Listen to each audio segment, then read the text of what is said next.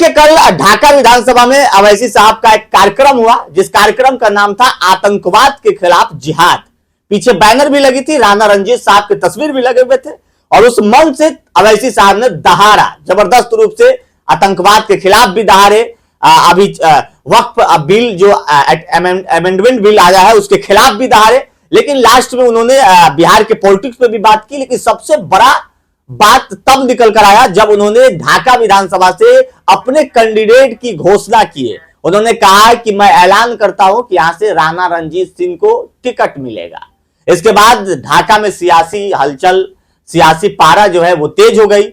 लोग एक दूसरे में बातचीत करने लगे कि आखिरकार ऐसा क्यों हुआ, ढाका से ही राणा रणजीत साहब को क्यों उतारा गया है। हमारे साथ बातचीत करने के लिए फ्रेम में आप देख रहे हैं एक तरफ भाई हमारे साथ जुड़े हुए हैं जिनका नाम AR रहमान चंपारनी है, जो कि आरजेडी के युवा नेता है। ढाका विधानसभा के सटे विधानसभा में इनका घर है, लेकिन ढाका को बहुत करीब से देखते हैं और पूर्व विधायक फैसल रहमान साहब का बहुत ही करीबी है। सबसे पहले भाई का स्वागत करेंगे। भाई बहुत बहुत स्वागत है आपका रहमान जी। आपका भी बहुत बहुत धन्यवाद। अच्छा, आपने देखा कल अवैसी साहब ने जब घोषणा किया कि हम ढाका से चुनाव जो है वो राणा रणजीत साहब को लड़ाएंगे। देखिए, पूरे चंपारण के लोग को तो ये मालूम था कि अवैसी साहब आ रहे हैं ढाका में पाकिस्तान पर प्रहार करने। बिल्कुल, हाँ, उनका एक था जिहाद पे, क्या वो बैनर पे था, वो तो पूरा जोरों शोर से प्रचार प्रसार चला। हमको लगा कि वो पाकिस्तान पे अपना प्रहार करेंगे ढाका से।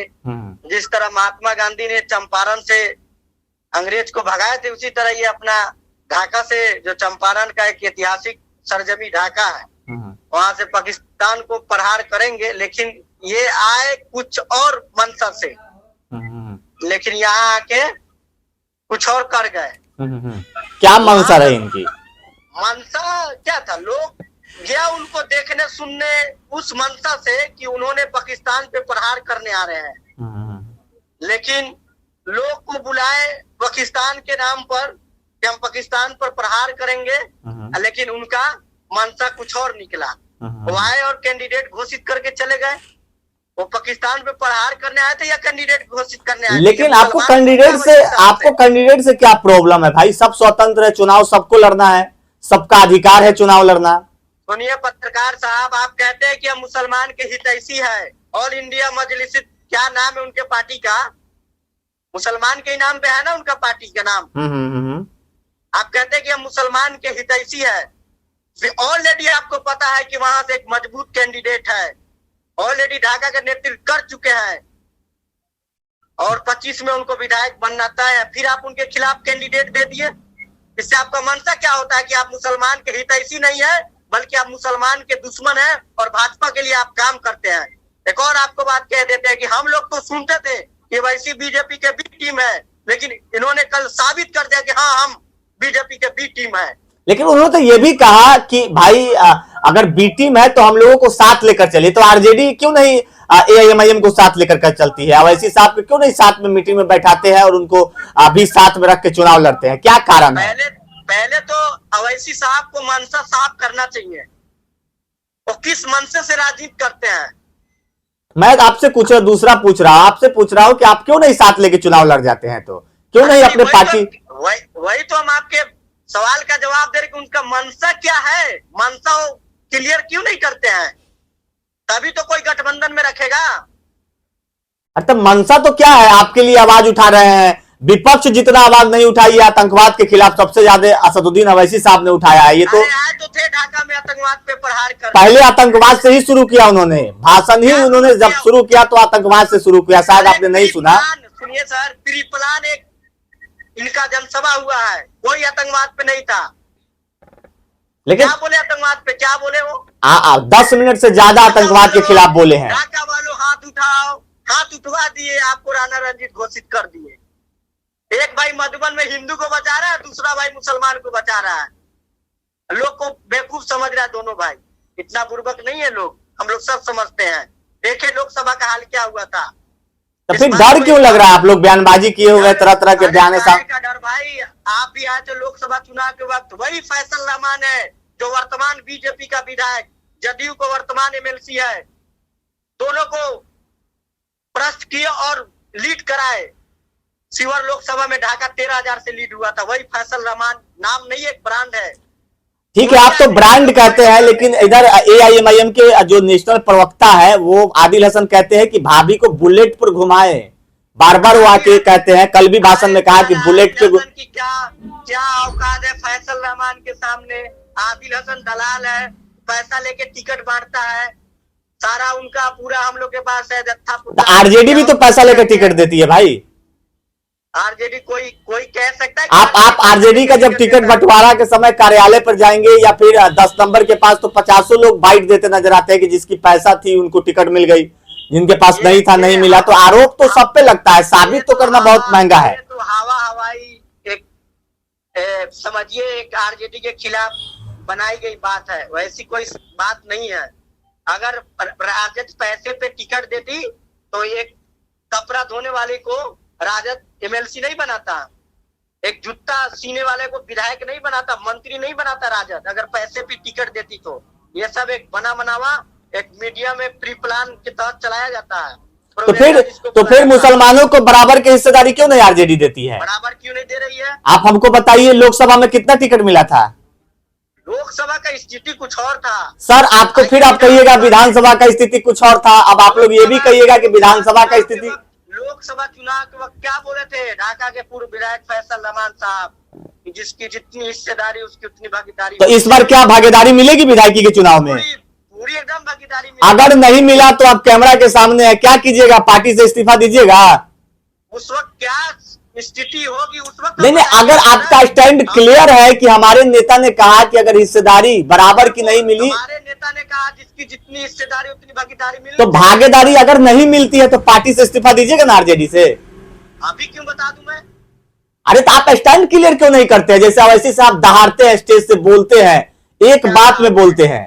क्या दहाड़ते हैं? बोलते हैं ना, वो तो बराबर बोलते हैं कि ऐसे है, वो खुले मन से बोलते हैं। तो अगर आप एक स्टैंड पे रहिए कि अगर बराबर की हिस्सेदारी नहीं मिलती है तो फिर मेरा एक्शन ये होगा, ताकि दर्शक लोग जो सुन रहे हैं आपको वो समझ पाए कि आप आरजेडी के मजबूत सिपाही हैं। बिल्कुल स्टैंड क्लियर है, राजद मुसलमान के लिए लड़ता है और मरता है। स्टैंड बिल्कुल राजद का क्लियर है, और पूर्वी चंपारण में जिस प्रकार से मुसलमानों की हिस्सेदारी है उस हिसाब से टिकट भी राजद देने जा रही है। इस बात को आप रिकॉर्ड कर लीजिए। तो कल्याणपुर में किसकी संख्या ज्यादा है? आप चंपारण से हैं। अरे भाई एक मिनट, कल्याणपुर से किसकी संख्या ज्यादा है? सुगौली दे दीजिए, आप कहेंगे कल्याणपुर दे दीजिए। नहीं, आप एक मिनट, आप हिस्सेदारी के ना, अगर आप जातीय जनगणना कराए हैं तो आप ये भी तो विधानसभा भाई जनगणना कराइए कि किस विधानसभा में किस जाति के लोग ज्यादा हैं। भाई मेरे नेतृत्व का कहना है कि जितनी जिसकी हिस्सेदारी उतनी भागीदारी मेरी पार्टी देगी।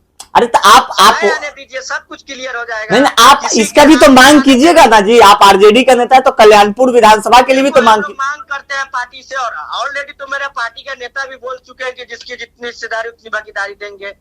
वो तो ऑलरेडी कई बार कह चुके हैं। और एक बात और आपको ये भी बता दूं कि किसी के आने जाने से कोई फर्क नहीं पड़ेगा। देखे थे लोकसभा का असर क्या हुआ था, ये विधानसभा है। जो लोग मन बना लेता है वही करता भी है लोग। मतलब आपको कहने का मतलब है कि असदुद्दीन अवैसी साहब फैसल रहमान को डैमेज करने के लिए सभा को रखे थे? बिल्कुल, तो आए थे किस मतलब हिसाब से और करके किस। अगर कांग्रेस के खाते में चली जाती है तब क्या होगा सीट?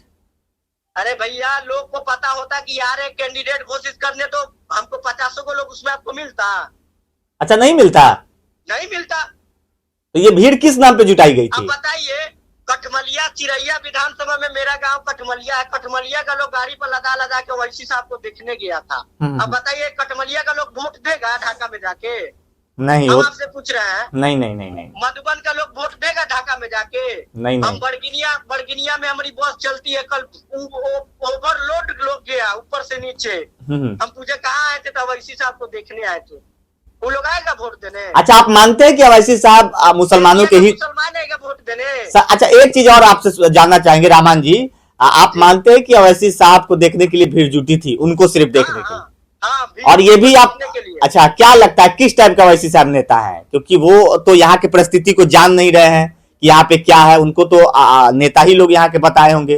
देखिए, अवैसी साहब एक तरफा राजनीति करने वाले लोग हैं, सेकुलर नेता नहीं है। अच्छा, सेकुलर नेता रहते तो आज उनकी स्थिति कुछ और होती।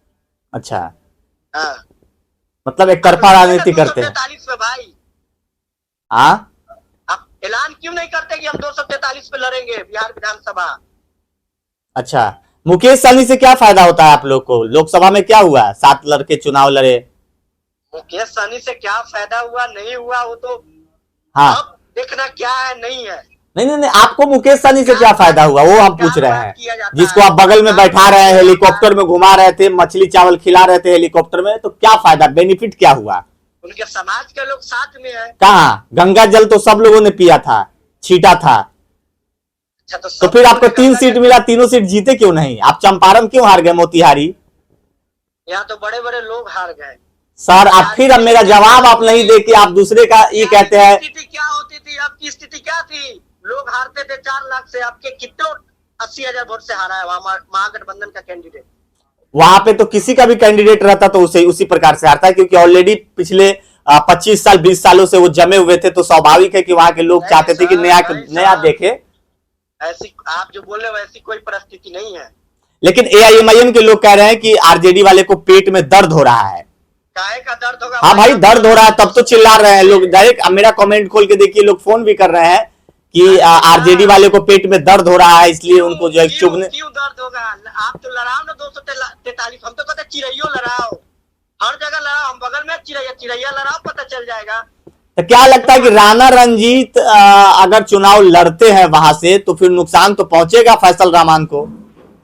क्या क्या चीज का नुकसान पहुंचेगा? हाँ भाई, मुसलमान तो कुछ ना कुछ तो जाएंगे अवैसी साहब के साथ।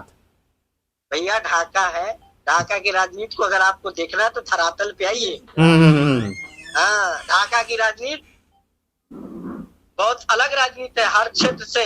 अच्छा, हाँ, भीड़ पे मत जाइए। अच्छा, हाँ, ढाका वो सरजमी है जहाँ अच्छे अच्छों को बढ़िया से खटवाती है और खाली झोला भेज देती है। तो ढाका है, किसी के लड़ने ना लड़ने से कोई ये नहीं है। वहां का नेता एक ही है। कौन है? फैसल रहमान है। ढाका का नेता फैसल रहमान बिल्कुल समर्पित है वो। अरे समर्पित है, चंपारण में ना जाने माने नेता है भाई। मरहूम मतीउर रहमान साहब के पुत्र है। जिस वक्त राजद का खाता नहीं खुला था उस वक्त रहमान साहब 12 विधानसभा में विधायक बना के भेज दिए। 12 विधायक भेजे थे, छोड़िए ना भाई। चलिए, बहुत बहुत शुक्रिया भाई, बहुत बहुत शुक्रिया। आपने तो जज्बात में आके क्या क्या कह गए हैं, लेकिन आने वाला समय में आपका इस सारे बयानों को मैं दिखाऊंगा। बिल्कुल बिल्कुल। और चलिए, बहुत बहुत शुक्रिया भाई। जी जी। तो ये थे AR रहमान चंपानी, जो कि आरजेडी के युवा नेता है, और इनसे बातचीत करने की कोशिश की है। ढाका में अब राजनीति जो है कि तरह तरह के होने लगे हैं, इस पर प्रतिक्रिया की दौर चल रहा है, उस पर प्रतिक्रिया हमने लिया है इस वक्त आरजेडी के युवा नेता AR रहमान चंपारदी से। बहुत बहुत शुक्रिया, बहुत बहुत धन्यवाद।